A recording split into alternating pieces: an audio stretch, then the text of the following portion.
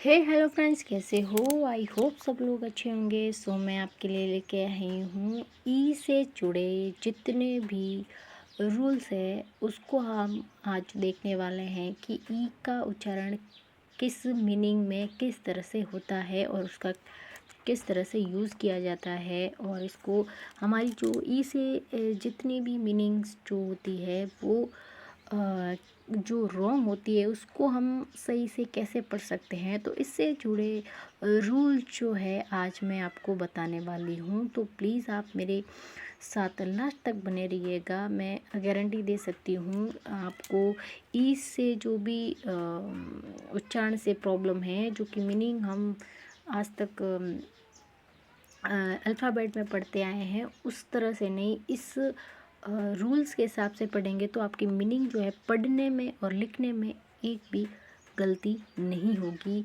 ये मैं गारंटी दे रही हूँ। सो अब लास्ट तक बने रहिएगा। तो हमारा फर्स्ट रूल क्या कहता है देखते हैं। फर्स्ट रूल है हमारा, जब दो या तीन कॉन्सोनेंट यानी कि व्यंजन के बीच में ई आए तो हम ई को ए पढ़ते हैं। जैसे हैन, टेन, वेट, हैन और टेन और वेट। अगर हम ऐसे भी वैसे भी पढ़ते हैं, पर ये एक्चुअल में इसमें रूल है, अगर बीच में कहीं आपको बड़ी मीनिंग में देखने को मिलेगा तब वहाँ इसका उच्चारण थोड़ा चेंज होता हुआ दिखेगा, लेकिन हमें ऐसे ही इसको पढ़ना है। तो अगला हमारा क्या रूल है? अगला रूल जो है वो है, जब ई को ई हो और सॉरी जब डबल ई हो तो इसको हम बड़ी ई से पढ़ते हैं। कैसे पढ़ते हैं? बड़ी ई से। तो वैसे भी हम इसको बड़ी ई से ही पढ़ते हैं, लेकिन फिर भी ये एक इंग्लिश का रूल है कि हम इसे किस तरह से पढ़ते हैं। तो हमारा हो जाएगा डीप, कीप और वीक। तो कुछ इस तरह से हम इसको पढ़ेंगे। तो थर्ड रूल हमारा क्या है? तो जब भी आपको ई और ए साथ में आए तो हमें ई ए को ई पढ़ते हैं, ना इसको भी हम क्या पढ़ते हैं? बड़ी ई से पढ़ते हैं। जब भी आपको कहीं पे भी मतलब ई और ए साथ में दिखे तो आप इसको किस तरह से पढ़ेंगे? तो इसको हम पढ़ने वाले हैं बड़ी ई की को पढ़ेंगे। कैसे? इसको हम बैट नहीं पढ़ेंगे, इसको हम बीट पढ़ेंगे। पैट नहीं पढ़ेंगे, इसको हम पीक पढ़ेंगे। इसको लैन नहीं पढ़ेंगे, इसको लीन पढ़ेंगे। जब भी आपको ई के साथ ए नज़र आता है तो आप इसकी जो है मात्रा जो है बड़ी ई में कन्वर्ट हो जाएगी। कभी भी अगर आपको ऐसे दोनों साथ में दिखते हैं इंग्लिश की मीनिंग में तो आप इसको बड़ी से पढ़ेंगे। मैंने रूल्स को छोटे छोटे लिखे हैं ताकि आपको समझने में आसानी हो, इसीलिए मैंने जो जितने भी रूल्स है वो छोटे छोटे बना के आपके सामने रखे हैं, बड़ी लैंग्वेज में नहीं रखा, ताकि आप क्या है कि आपको आसानी से समझ में आ जाए। तो हमारा फोर्थ रूल यानी कि चौथा रूल क्या कहता है इंग्लिश के जो ई के उच्चारण के बारे में? तो ये है, जब ई और ए साथ में हो या फिर डबल ई हो, इसके बाद अगर आर आए, इसके बाद अगर आर आए तो इसका मतलब हो जाएगा ईयर। ईयर। तो ई और ए या फिर आपको दिख जाए डबल ई, इसके जस्ट बाद में अगर आर आता है तो इसका जो है हम इसको पढ़ेंगे ईयर से। जैसे फेयर नहीं पढ़ेंगे, इसको फियर पढ़ेंगे। नेयर नहीं पढ़ेंगे, इसको नियर पढ़ेंगे। डियर, डेयर नहीं, इसको डियर पढ़ेंगे। तो पांचवा रूल हमारा क्या? अगला कहता है ई के जस्ट बाद आर आए तो ई का उच्चारण ओ हो जाता है। यानी कि ई जो है ई के जस्ट बाद में आर आए, वो था अगला रूल। जो हमारा चौथा रूल जो था उसमें था ई और ए, लेकिन यहाँ पे ओनली ई के जस्ट बाद आर आए तो इसका उच्चारण हम पढ़ेंगे अ।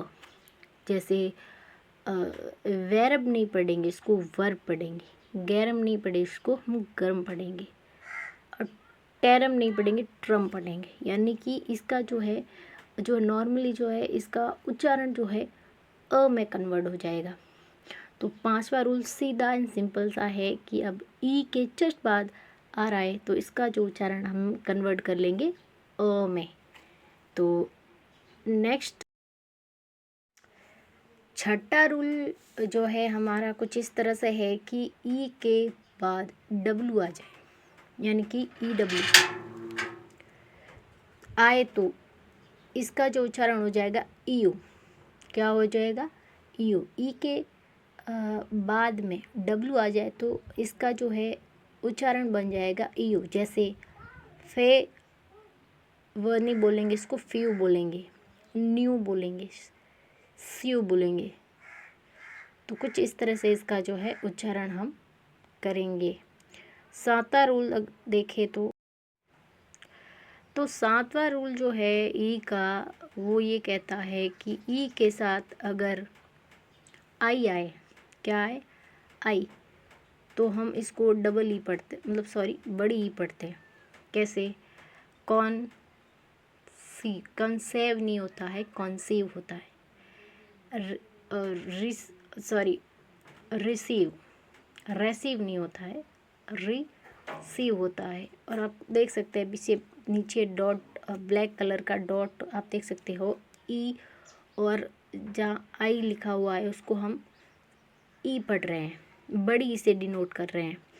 तो इसका जो है हमारा ई के साथ जहाँ पे भी आपको आई दिखता है तो इसको हम क्या पढ़ेंगे? बड़ी ई पढ़ते हैं। तो इसका जो ई का उच्चारण हो जाएगा बड़ी। नेक्स्ट हमारा रूल देखते हैं। तो ये रूल 8वां है, जो कि इसमें ई के साथ अगर जब भी आपको ओ दिखे तो हम इसको क्या पढ़ेंगे? ओ पढ़ेंगे। क्या पढ़ेंगे? ओ। तो जैसे ऑन, ज्योमेट्री, जी और ओ है, यो पढ़ रहे हैं, ज्योमेट्री।